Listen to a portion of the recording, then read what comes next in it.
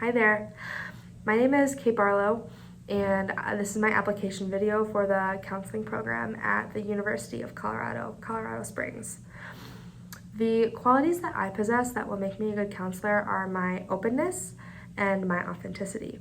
I believe authenticity is an invaluable quality that counselors can and should possess because it encourages and models for your clients what it means to show up authentically and be honest. I have a lot of experience with this working at Haven, which is Montana's only domestic violence shelter. I work there as a survivor advocate, and part of my job is building strong relationships with the survivors who live in the shelter.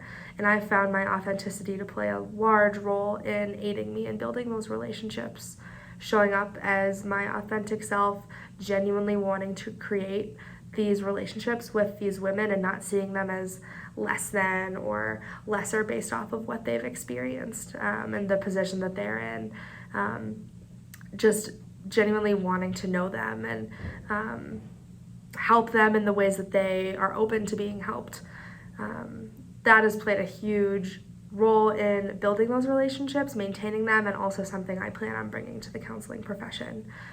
In terms of openness, no topic is off limits with me. I plan on meeting clientele with compassion, openness, warmth. I know firsthand what it feels like to be met with judgment and condemnation. I grew up in an extremely high control religious environment where most things you weren't really allowed to talk about. It was swept underneath the rug. And so from an early age, I just knew that I wasn't allowed or felt like I could talk about life experiences or most emotions. And as my journey has left me out of that and brought me into one of believing that all emotions are a gift and tell us something if we allow them to, I plan on always meeting clientele and people with openness and curiosity rather than shame and judgment. It's really only that we can grow as humans if we feel seen and known in an emotionally safe space, and I feel committed to cultivating one in my counseling career. One area for growth I feel like I am actively working on is my boundary setting. I feel like that is the key to longevity in the helping profession, and a lesson that I had just recently learned. A year ago, I worked down in Nashville with refugee elementary school students, and it was so impactful, so eye-opening, and also it taught me a lot about why it is important to take care of yourself and to understand that I am a fallible human. I don't have unlimited capacity. I don't have unlimited energy. I need to take steps back, and I need to process that. I need to reflect, and I need to leave room for joy and self-care in my life, because if I don't, then I'm going to get burnt out. So that lesson has been really helpful, and it has allowed me to grow into being a more active boundary setter. Yes. Personal life experiences that have led me to apply to this program. I briefly touched on growing up in a high control religious environment. That was pivotal for me once I left that environment. I do believe faith can be a beautiful thing, and also it can harm a lot of people and has harmed a lot of people. My experience has been so transformative in my desire to be a counselor, because I believe it is just such a sacred feeling to be known and see life as beautiful and messy and hard. Things will inevitably happen to you. But the journey that I've had to experience every emotion as not bad, it's a beautiful thing. They're pieces of information that our body is telling us either something's wrong. Why do I feel angry?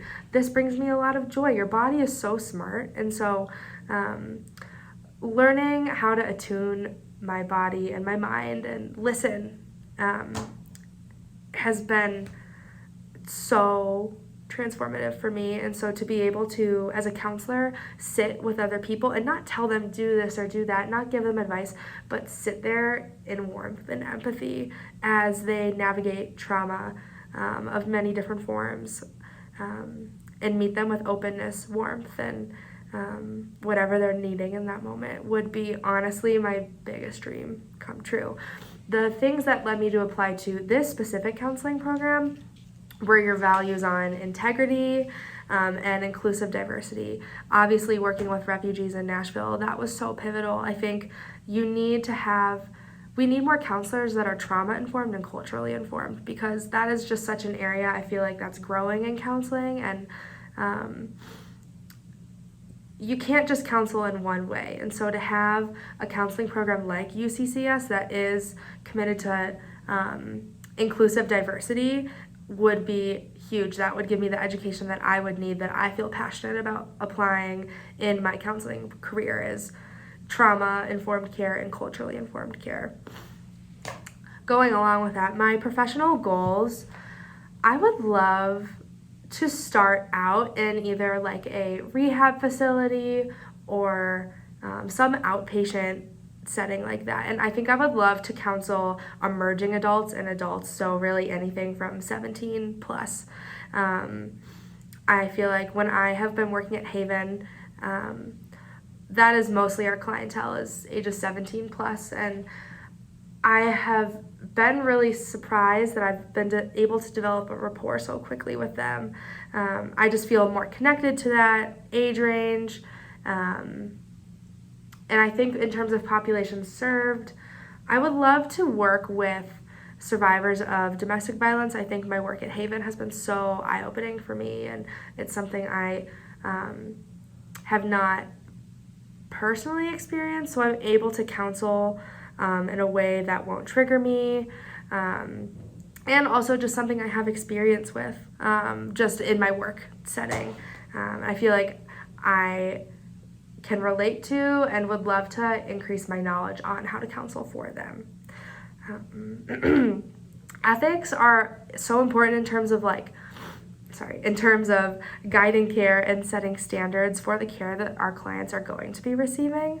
I think that the client-counselor relationship is one of the most vulnerable and sacred, and so it's essential that we create safe, respectful boundaries and standards for them. Otherwise, how are they going to feel safe? How are they going to feel emotionally safe enough to process and grow?